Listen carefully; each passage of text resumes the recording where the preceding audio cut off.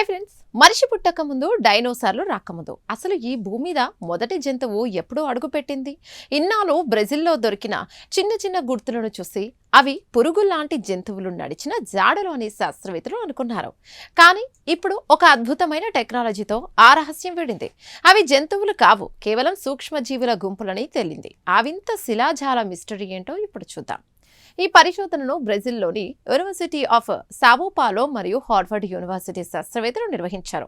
బ్రెజిల్లోని మాటో గ్రాసో దో సుల్ ప్రాంతంలో దొరికిన సుమారు 54 కోట్ల ఏళ్ల నాటి సూక్ష్మ శిలాజాలపై వీరు అధ్యయనం చేశారు. దీనికి సంబంధించిన వివరాలు గోండ్వానా రీసెర్చ్ జర్నల్లో ప్రచురితమయ్యాయి.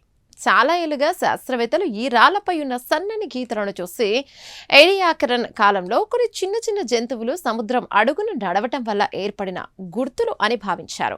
కానీ lead researcher Byron Baker Kerber తన బృందంతో కలిసి జరిపిన పరిశోధనలో అవి జంతువుల గుర్తులు కాదని, అవి కొన్ని రకాల బ్యాక్టీరియా మరియు ఆల్గే అని కనుక్కున్నారు. గతంలో ఆ గుర్తులను తప్పుగా అర్థం చేసుకోవడానికి కారణం అప్పట్లో సరైన టెక్నాలజీ లేకపోవడమే. కానీ ఇప్పుడు శాస్త్రవేత్తలు సీరియస్ అనే శక్తివంతమైన పార్టికల్ యాక్సిలరేటర్ ఫెసిలిటీలోని ఎంఓజిఎన్ఓ బీమ్ లైన్ను వాడారు. దీని ద్వారా నానోటోమాగ్రన్ టెక్నిక్ ఉపయోగించి ఆ శిలాజాలను అణువుల స్థాయిలో స్కాన్ చేశారు. అందులో కణ గోడలు మరియు ఆర్గానిక్ పదార్థం ఉండటాన్ని గుర్తించారు.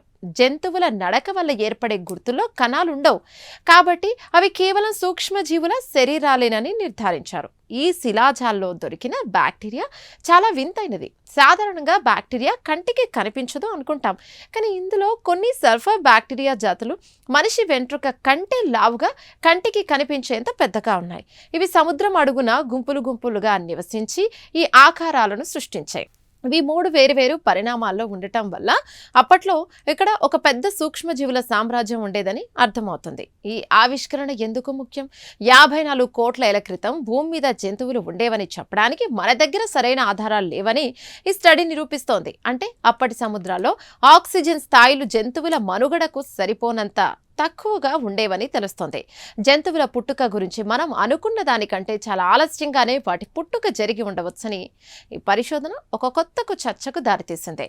చూసారుగా, అత్యాధునిక టెక్నాలజీతో కోట్ల ఏళ్ల నాటి ఒక అపోహ ఎలా తొలగిపోయిందో, భూమి మీద జీవం ఎలా మొదలైందో తెలుసుకోవడానికి పాతరాలే ఇప్పుడు కొత్త పాఠాలు నేర్పుతున్నాయి. ఈ ప్రత్యేక కథనంపై మీ అభిప్రాయాలను కామెంట్ ద్వారా తెలపండి. వీడియో నచ్చితే లైక్ చేసి ఛానల్ను సబ్స్క్రైబ్ చేయండి. Thank you.